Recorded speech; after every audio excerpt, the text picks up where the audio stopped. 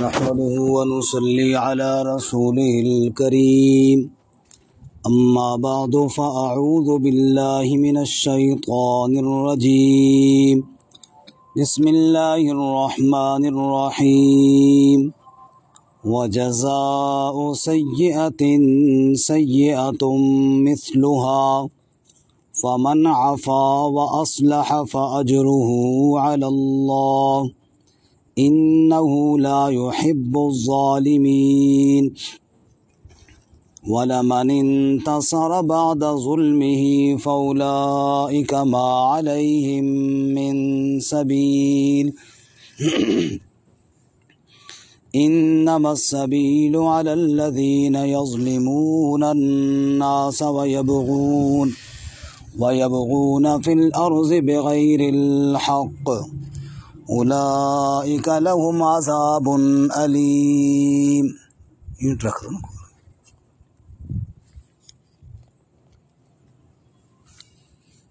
ولمن صبر وغفر إن ذلك لمن عزم الأمور. وجزاء سيئة سيئة مثلها، اور بدلہ برائی کا اسی کے مثل بدلہ لینا ہے. فمن عفا و اصلح، پس جو شخص معاف کر دے اور صلح کر لے.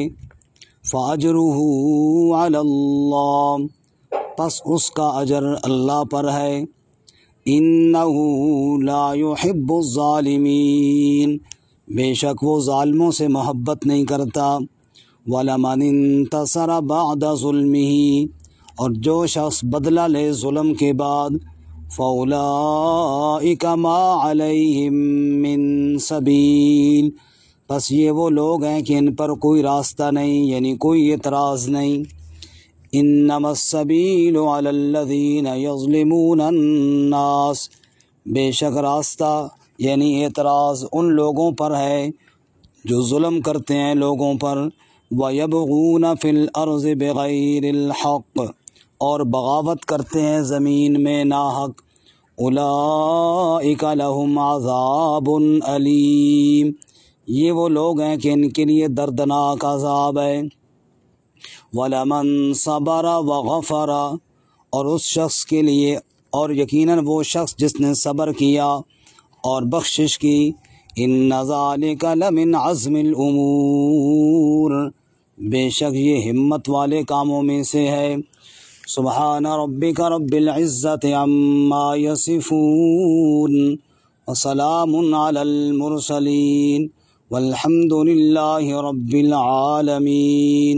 اللہم صل علی سیدنا و مولانا محمد وعلى آل سيدنا ومولانا محمد وعلى آلہ واصحابہ اجمعین. معزز سامعین، سورۃ الشورى آیت نمبر 40 سے لے کر 43 تک تلاوت کی ہیں. گزشتہ آیات میں ہم نے یہ پڑھا تھا کہ اللہ تعالیٰ نے ارشاد فرمایا دنیا کی زندگی عارضی ہے اور آخرت میں جو اللہ کے پاس ہے وہ خیر و ابقیٰ، بہت بہتر بھی ہے اور بہت باقی رہنے والا بھی ہے. کن لوگوں کے لیے؟ فرمایا ان کی پہلی صفت یہ ہے کہ وہ ایمان والے ہیں. دوسری صفت یہ اپنے رب پر توکل اور بھروسہ کرتے ہیں. تیسری صفت یہ ہے کبیرہ گناہوں سے بچتے ہیں، اسی طرح فحاشی سے بچتے ہیں. چوتھی صفت یہ ہے کہ جب غصہ آئے معاف کر دیتے ہیں. پانچویں صفت یہ ہے کہ اپنے رب کے احکامات کو تسلیم کرتے ہیں. چھٹی صفت یہ ہے نماز قائم کرتے ہیں. ساتویں صفت یہ ہے کہ آپس کے معاملات مشورے سے طے کرتے ہیں. نویں شرط یہ ہے کہ اللہ کے دیے ہوئے رزق میں سے خرچ کرتے ہیں. 10ویں شرط یہ ہے کہ جب کوئی ظالم ان پر ظلم کرے تو بدلہ بھی لیتے ہیں. اب بدلہ لینے کا ذکر تو کل ہم نے پڑھا تھا. آج کے سبق میں بدلہ لینے کا اصول اور ضابطہ بتایا ہے کہ اگر کوئی زیادتی کرے، جتنا ظلم وہ کرے اتنا بدلہ لینا تو جائز ہے، اس سے بڑھ کر جائز نہیں ہے. جیسا کہ حدیث پاک میں بھی ہے، رسول اللہ صلی اللہ علیہ وسلم نے ارشاد فرمایا دو آدمی آپس میں جھگڑ پڑے، گالم گلوچ کی، جتنی بھی باتیں ہوئیں ان سب کا گناہ پہل کرنے والے پر ہوگا جس نے ابتدا کی ہے، جب تک کہ دوسرا حد سے نہ بڑھے۔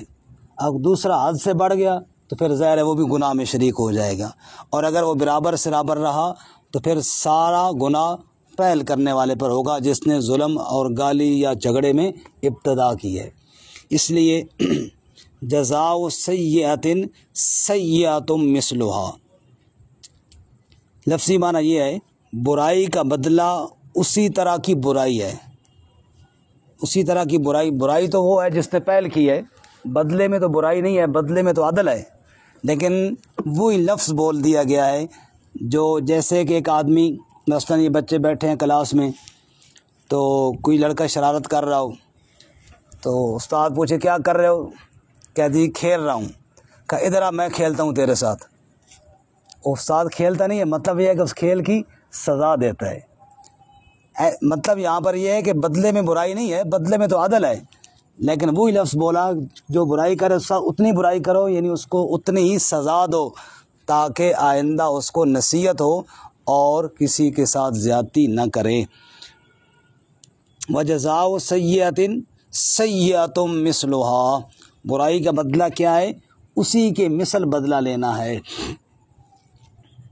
غالباً ہارون الرشید کے بارے میں ہے کہ وہ بیٹھا دربار میں، اس کے بیٹے نے آ کر شکایت کی کہ چوکیدار کے بیٹے نے مجھے گالی دی ہے، تو اس نے اپنے مشیروں سے پوچھا کہ اس کو کیا سزا دی جائے، چوکیدار کا بیٹا اور خلیفہ کے بیٹے کو گالی دے رہا ہے۔ ایک نے کہا جی زبان کاٹ دو، دوسرے نے کہا جی کوڑے مارو، کسی نے کہا جی جیل میں ڈالو۔ سب کی باتیں سن کر خلیفہ نے کہا بیٹا بہتر تو یہ ہے کہ معاف کر دو، اور نہیں کر سکتا تو ایک گالی تم بھی دے دو، اس سے زیادہ کی گنجائش نہیں ہے۔ جزاء سیئۃ سیئۃ مثلھا فمن عفا واصلح، جس نے معاف کر دیا اور اصلاح کر لی، صلح کر لی، فاجرہ علی اللہ، تو اس معاف کرنے پر اللہ کے ذمہ اس کا اجر ہو گیا۔ انہ لا یحب الظالمین، بے شک وہ ظالموں کو پسند نہیں کرتا۔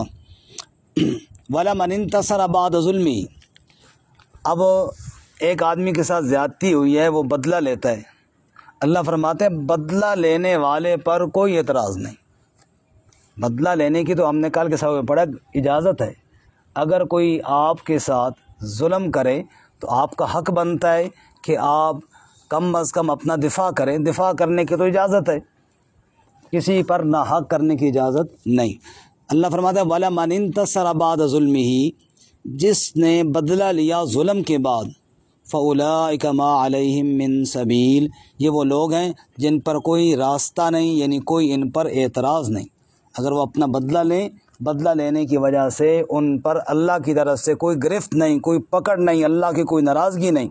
انما السبیل علی الذین یظلمون الناس، اعتراض ان لوگوں پر ہے جو لوگوں پر ظلم کرتے ہیں، وَيَبْغُونَ فِي الْأَرْضِ بِغَيْرِ الْحَقِّ، اور بغاوت کرتے ہیں زمین میں ناحق۔ جو ناحق کسی پر زیادتی کرے اس پر اللہ تعالیٰ خفا ہے، اس پر اللہ تعالیٰ کی ناراضگی ہے، بدلہ لینے پر کوئی ناراضگی نہیں۔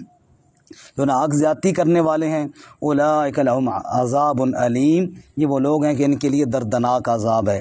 اور آخر میں فرمایا بدلہ لینے کی اجازت تو ہے، لیکن معاف کرنا اور صبر کرنا یہ عظمت والا کام ہے۔ وَلَمَنْ صَبَرَ وَغَفَرَ إِنَّ ذَلِكَ لَمِنْ عَزْمِ الْأُمُورِ، صبر کرنا اور معاف کر دینا یہ کیا ہے؟ من عزم الامور، عظیم کاموں میں سے ہے، ہمت والے کاموں میں سے ہے۔ اللہ تعالیٰ ہم سب کو عمل کی توفیق عطا فرمائے۔